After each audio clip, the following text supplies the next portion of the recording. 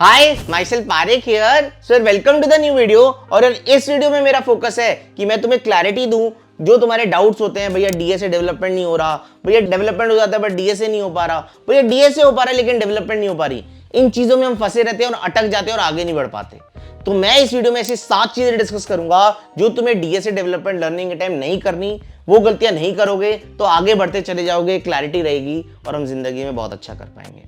तो please video को and तक देखना, 7 पॉइंट्स को अच्छे से नोट डाउन कर लेना और पसंद आए वीडियो तो लाइक एंड शेयर करना बिल्कुल मत भूलना और सब्सक्राइब कर देना चैनल को अगर अभी तक नहीं करे। तो चलते हैं और हर पॉइंट के बारे में बात करते हैं। उन पॉइंट्स को डिस्कस करने से पहले बस 2 छोटी सी चीजें जो मुझे क्लियर करनी है। पहली बात, हमेशा ये क्लैरिटी रखो कि इट्स नॉट अबाउट डीएसए और डेवलपमेंट, हमें दोनों चीजें करनी है, डीएसए एंड डेवलपमेंट। अगर हमें ज्यादा ज्यादा अपॉर्चुनिटीज क्रिएट करनी है कि जो कंपनीज केवल डीएसए पे फोकस कर रही है वो भी हम निकाल पाए, जो कंपनीज केवल डेवलपमेंट में फोकस कर रही है वो भी निकाल पाए, और जो कंपनीज दोनों पे फोकस कर रही है वो भी हम निकाल पाए, तो हम दोनों चीजें अच्छे से करेंगे तभी हमारी अपॉर्चुनिटी सबसे ज्यादा बढ़ेंगी। कोई कह रहा है केवल डीएसए कर लो, कोई कह रहा है डेवलपमेंट कर लो, नहीं, मैं तुम्हें क्लैरिटी से बता रहा हूं, अच्छे से दिमाग मत लगाओ, दोनों चीजें बहुत अच्छे से करो। 4 से 5 महीने डीएसए में लगते हैं, 4 से 5 महीने डेवलपमेंट में लगते हैं। और अच्छा सॉफ्टवेयर इंजीनियर वही है जो प्रॉब्लम सॉल्विंग अच्छे से कर पाता है और चीजों को बिल्ड कर पाता है। प्रॉब्लम सॉल्विंग तुम्हें डीएसए सिखाता है, एक अच्छा ऑप्टिमाइज कोड लिखना सिखाता है, तो डीएसए करना इसलिए जरूरी है। और अगर तुम्हें बिल्ड करना आता है चीजें, चाहे वेब डेवलपमेंट के थ्रू चाहे ऐप डेवलपमेंट के थ्रू चीजें बना पाते हो, तो तुम एक कंप्लीट सॉफ्टवेयर इंजीनियर हो और बहुत अच्छा करोगे जिंदगी में। और दूसरी बात यार, जो हमारी एक प्रो पियर्स ऐप है उसको तुम चेकआउट जरूर करना। अगर तुम्हें कोई भी डीएसए से रिलेटेड डाउट आ रहा है, डेवलपमेंट से रिलेटेड डाउट आ रहा है, वहां बहुत सारे एक्सपर्ट्स हैं जो तुम्हारे डाउट्स क्लियर करने बैठे हैं। उन लोगों को चेकआउट करो, उन लोगों ने अपनी जिंदगी में क्या क्या करा है उनसे बातें करो, बहुत कुछ सीखने को मिलेगा और आगे बढ़ते चले जाओगे। तो ऐप का लिंक डिस्क्रिप्शन में है, वो जरूर चेकआउट कर लेना। चलते हैं और अब हर पॉइंट के बारे में बात करते हैं, जिसमें पहला पॉइंट बहुत क्रिटिकल है कि यार चाहे डीएसए हो चाहे डेवलपमेंट हो, हमें लैंग्वेजेस में नहीं अटकना है। हम डिसीजन ही नहीं बना पाते यार। तुम यही पूछते रहते हो कि भैया सी प्लस में करूं या जावा में करूं या पाइथन में करूं।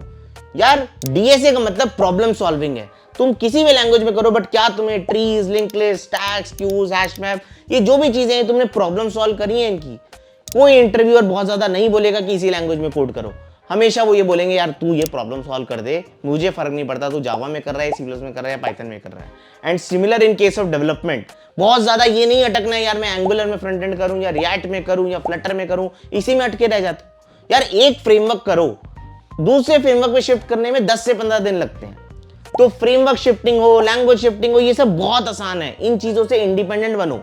एक अच्छा सॉफ्टवेयर इंजीनियर वही है जो प्रॉब्लम सॉल्व कर पाता है और चीजों को बिल्ड कर पाता है। वो किस में बिल्ड कर पाता है ये इंपॉर्टेंट नहीं है, राइट? हमें डीएसए आता है, हमें डेवलपमेंट आता है, हम चीजों को बिल्ड कर पाते हैं, चाहे वो रिएक्ट में आता हो, चाहे वो एंगुलर में आता हो, चाहे किसी में भी आता हो, कोई फर्क नहीं पड़ता। तो हमें चीजों को फोकस करके एक्चुअल लॉजिकल चीजों पे फोकस करना है, ये टूल्स वगैरह पे बहुत ज्यादा फोकस नहीं करना है। तो लैंग्वेज इंडिपेंडेंट बनो जल्दी से जल्दी, तभी तुम आगे बढ़ते चले जाओगे और अटकोगे नहीं, ठीक है?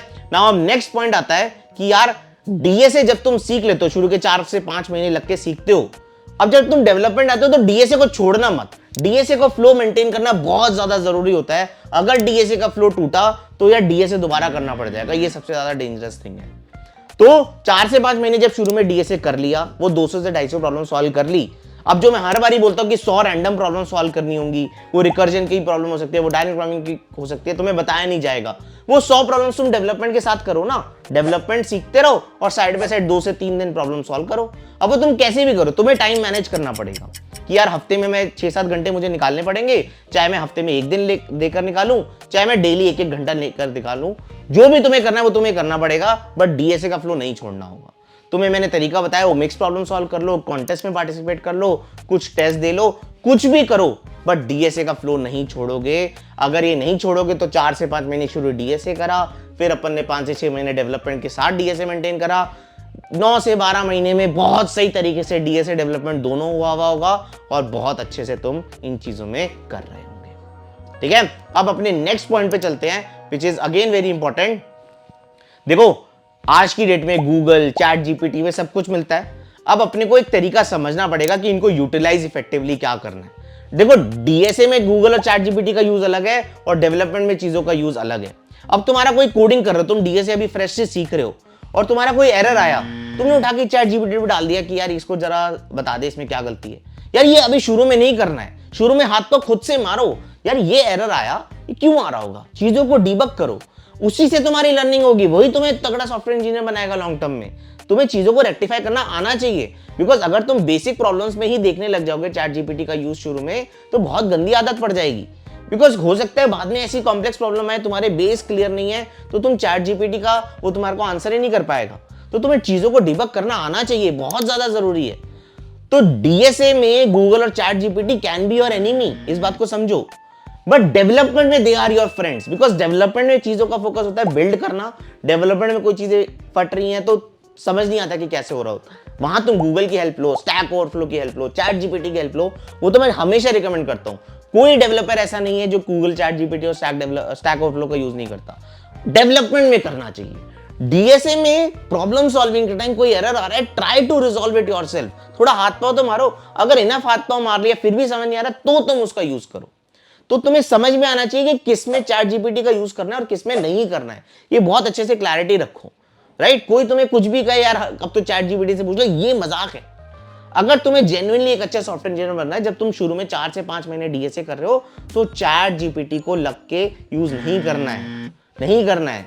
चीजों को खुद से रेक्टिफाई करने की कोशिश करनी है। जब डेवलपमेंट का टाइम आएगा तब हमारा बेस स्ट्रांग होगा, हमें चीजों को रेक्टिफाई करना आता होगा, तब हम चैट जीपीटी का यूज करेंगे, ठीक है। नाउ अब अपने नेक्स्ट पॉइंट पे चलते हैं, which is again very critical, कि यार हमें स्पून फीडिंग की आदत नहीं होनी चाहिए। स्पून फीडिंग का मतलब क्या होता है, देखो जैसे तुम डीएसए सीख रहे हो तो तुम किसी रिसोर्स से सीख रहे होंगे, राइट, वो कोई सा भी रिसोर्स हो सकता है। डेवलपमेंट सीख रहे हो तो अगेन वीडियो से सीख रहे होंगे।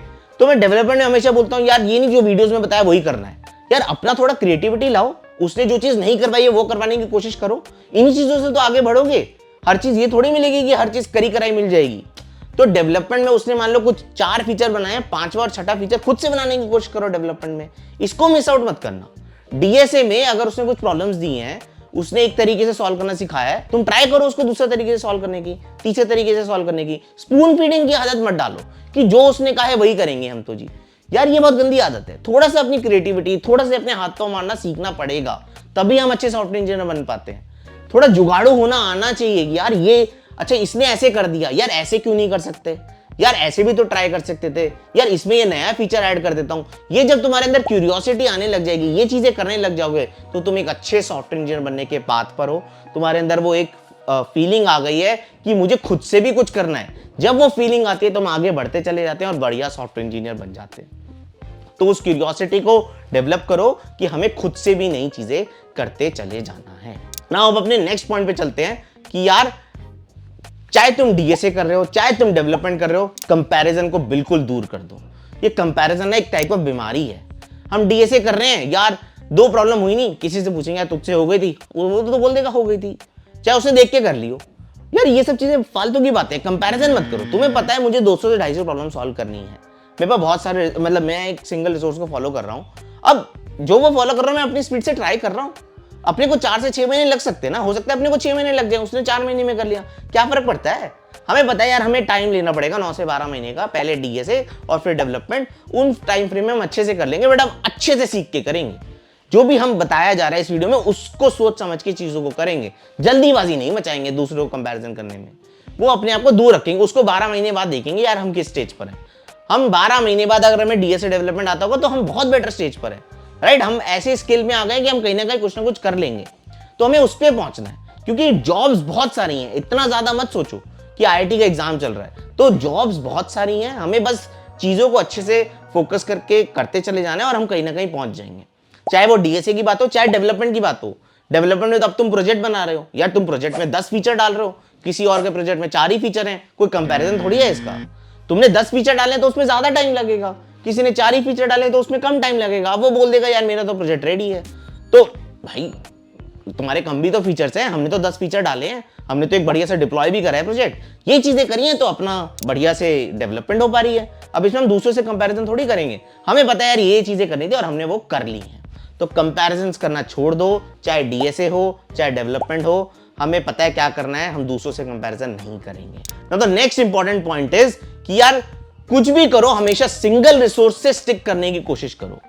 तुम डीएसए सीख रहे हो, ये नहीं यार कभी गीक्स और गीक से कर रहा हूँ, कभी कोडिंग जैसे कर रहा हूँ, कभी किसी इन्फ्लुएंसर के कोर्स से कर रहा हूँ। यार एक कोर्स पकड़ लिया, अब उस पर स्टिक करूंगा, बार बार चेंज नहीं करूंगा।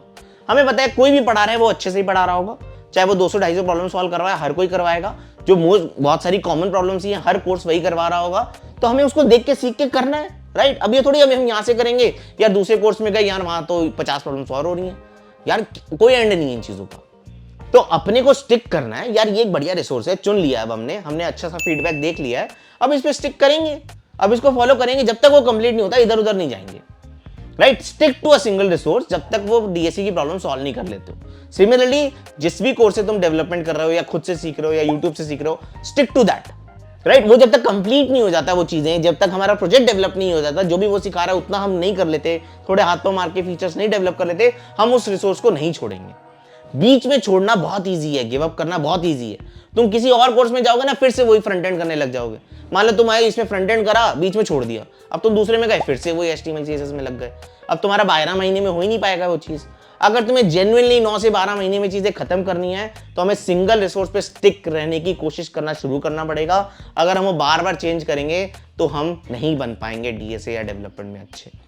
तो stick to a single resource and learn and learn and learn. हर कोई अच्छे से पढ़ा रहा है, बस फॉलो करो और सीखते चले जाओ। अब लास्ट पॉइंट, लेकिन इस वीडियो का सबसे क्रिटिकल पॉइंट, कि यार तुम्हें अपने एक्स फैक्टर्स खुद बनाने पड़ेंगे। अब हमने डीएसए डेवलपमेंट जब कर लिया तो हमारे को अपने रिज्यूमे पे कुछ एक्स फैक्टर्स रखने हैं। अब एक्स फैक्टर्स कुछ भी हो सकता है तुम अच्छे कॉलेज से हो तो तुम्हारा एक अपने आप में वो एक्स फैक्टर हो गया, तो कहीं ना कहीं तुम शॉर्टलिस्ट होने लग जाओगे। दूसरा एक्स फैक्टर इज यार तुम्हारे पास बढ़िया से प्रोजेक्ट्स हैं जो डिप्लॉयड है, राइट। मान लो तुमने वेब डेवलपमेंट सीखा या ऐप डेवलपमेंट सीखा, कुछ भी करा, ऐप है तो डिप्लॉयड है, वेबसाइट है तो वो कहीं ना कहीं डिप्लॉयड है, वो एक्स फैक्टर होता है रिज्यूमे पे। उसको देखते ही बंदा शॉर्टलिस्ट करता है। किसी को भी तुम लिंक्डइन पे पिंग करोगे वो देखेगा यार इसने ये बनाया हुआ है। एक लिंक पे जाना बहुत आसान है, रिज्यूमे पे लिंक डला हुआ है, वो वहां जाएगा, चेकआउट करेगा, और ये बढ़िया सी वेबसाइट बना रखी है और ये बढ़िया सी ऐप बना रखी है। ये चीजें जब होती हैं तो हमारे एक्स फैक्टर्स होते हैं और हमारा शॉर्टलिस्ट होना काफी आसान हो जाता है एज कंपेयर टू अदर्स। और एक्स फैक्टर्स क्या हो सकते हैं? इंटर्नशिप्स। अगर तुमने कहीं प्रोजेक्ट्स बना के कहीं छोटे स्टार्टअप में भी इंटर्नशिप कर ली तो तुम्हारी अपॉर्चुनिटीज इतनी बढ़ेंगी ना, तुम्हें पता भी नहीं है। तुम एक मान लो 10 से 50 लोगों की कंपनी में स्टार्टअप में इंटर्नशिप में कंट्रीब्यूट करते हो तो आगे जो जिस कंपनी में 400 से 500 लोग हैं वो भी हैप्पी होंगी तुम्हारे को हायर करने में, क्योंकि उन्हें पता होगा यार इस बंदे ने जाके कंपनी में काम करा हुआ है, इसको एक्चुअली चीजें बिल्ड करना आता है, चीजें संभालना आता है। क्योंकि जब तुम एक छोटे स्टार्टअप में काम करते हो तो चीजें बहुत ज्यादा संभालते हो, तो बहुत ही यूजफुल रिसोर्स हो, है ना। तो इंटर्नशिप्स करने की कोशिश ज्यादा करो और तुम्हारे को उससे अपना इंटरेस्ट भी पता लगेगा। मान लो तुमने डेवलपमेंट करी 4 से 5 महीने वेब डेवलपमेंट की, किसी स्टार्टअप में लिंक्डइन पे पिंग आउट करके, बहुत सारे लाइक फाउंडर्स रीच आउट करते रहते हैं, मैं भी रीच आउट करता रहता हूं, तो बहुत सारे लोग रीच आउट करते हैं। Try to grab those opportunities and internship करो। 4 से 5 महीने इंटर्नशिप करने की कोशिश करो या 2 से 3 महीने इंटर्नशिप करने की कोशिश करो, पता लगेगा कितना मजा आ रहा है। हो सकता है तुम्हें समझ में यार वेब डेवलपमेंट में मजा नहीं आ रहा, चलो ऐप डेवलपमेंट ट्राई करते हैं।